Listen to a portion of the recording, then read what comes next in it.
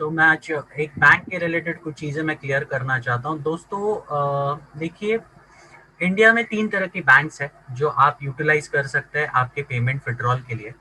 अभी काफ़ी सारे बैंक जो नेशनलाइज बैंक है, अभी गवर्नमेंट ने काफ़ी सारे बैंक्स को मर्ज कर दिया है। तो मैं आपको एक बेसिक लिस्ट देता हूँ बैंक्स का, जिसको नेशनलाइज बैंक में कंसिडर किया जाता है। तो उसमें से पहला है state bank of India, no doubt. Bank of Baroda, bank of India, bank of Maharashtra, Canara bank, central bank of India, Indian bank, Indian overseas bank, Punjab and Sind bank, Punjab national bank, UCO bank and union bank of India.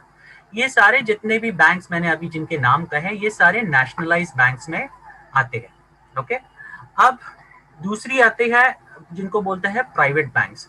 अब private banks के अगर हम नाम देखेंगे तो है Axis Bank, Bandhan Bank, CS Bank, City Union Bank, DCB Bank, Dhanlaxmi Bank, Federal Bank, HDFC Bank, ICICI Bank, IDBI Bank, IDFC Bank, Industrial Bank, JNK Bank, Karnataka Bank, Karur Vysya Bank, Kotak Mahindra Bank, Nainital Bank, RBL Bank, South Indian Bank, Tamilnadu Mercantile Bank और Yes Bank. ये सारे जितने भी bank, ये नाम जो दिए मैंने, ये सारे प्राइवेट सेक्टर में आते हैं।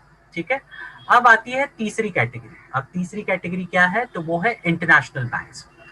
और इंटरनेशनल बैंक्स में कुछ नाम अगर मैं दूं तो पहला है सिटी बैंक है, दूसरा है एचएसबीसी इंडिया बैंक, तीसरा है डुएश बैंक, उसके बाद है रॉयल बैंक ऑफ स्कॉटलैंड, उसके बाद है डीबीएस बैंक, उसके बाद है Barclays bank, bank of America, bank of Bahrain and Kuwait, Doha bank.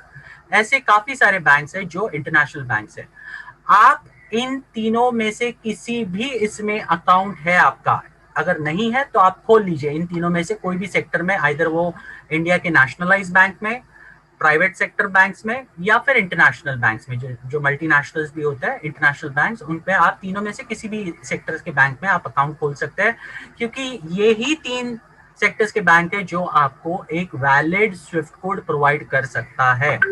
आपके जितने भी ग्रामीण लेवल के बैंक है, डिस्ट्रिक्ट लेवल के बैंक है, वो आपको ये फैसिलिटी बिल्कुल भी नहीं देती। तो इसके लिए आपको ये मेक श्योर करना पड़ेगा आपका अकाउंट इन्हीं में से कोई भी बैंक में होना चाहिए।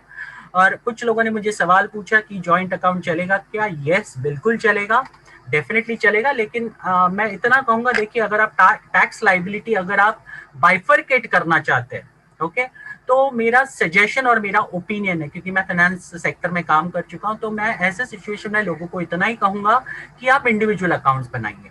और अभी तो एक सबसे अच्छा एडवांटेज है कि अगर आपको बहुत सारे काफी सारे बैंक्स हैं, आपको एक फैसिलिटी देती है, आप खुद के नाम पर करंट अकाउंट खोल सकते हैं। ओके, अगर जो भी आपका नाम हो उस नाम पर आप करंट अकाउंट खोल सकते हैं और उसमें भी आप पैसा ले सकते हो। ओके, तो ये एक एडवांटेज आप ले सकते हो, जिसके माध्यम से आप एक्सपेंसेस दिखाकर काफी सारा टैक्स भी बचा सकते हो। और वो आपका जो भी सीए होगा, आप उससे बात कीजिए इसके बारे में, वो आपको बता देगा डिटेल में।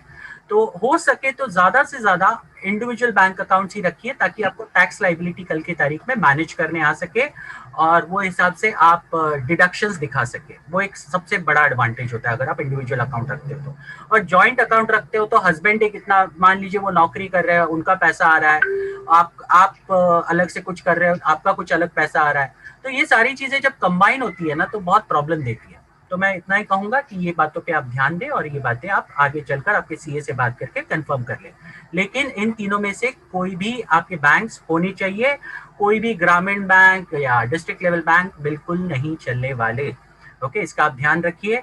और आइंदा प्लीज ये सवाल मत पूछिए, क्योंकि हम बार बार बोल बोल के थक गए, लेकिन आप लोग इन चीजों को वापस वापस पूछते हैं।